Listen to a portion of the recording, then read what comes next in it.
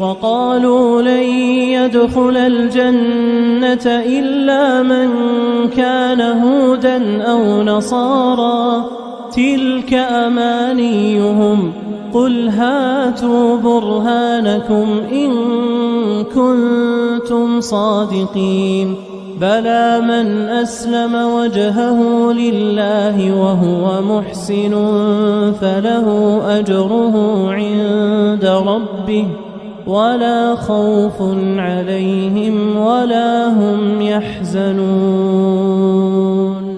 وقالت اليهود ليست النصارى على شيء وقالت النصارى ليست اليهود على شيء وهم يتلون الكتاب كذلك قال الذين لا يعلمون مثل قولهم فالله يحكم بينهم يوم القيامة فيما كانوا فيه يختلفون.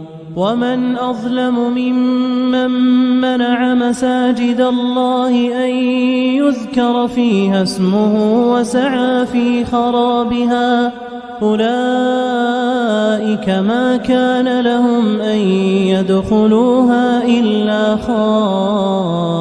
خائفين لهم في الدنيا خزي ولهم في الآخرة عذاب عظيم. ولله المشرق والمغرب فأينما تولوا فثم وجه الله إن الله واسع عليم. وقالوا اتخذ الله ولدا سبحانه بل له ما في السماوات والأرض كل له قانتون بديع السماوات والأرض وإذا قضى أمرا فإنما يقول له كن فيكون.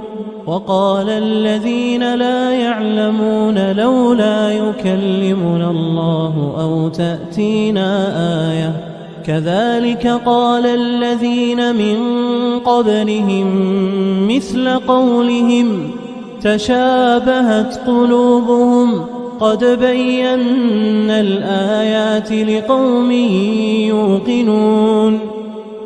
إنا أرسلناك بالحق بشيرا ونذيرا ولا تسأل عن أصحاب الجحيم.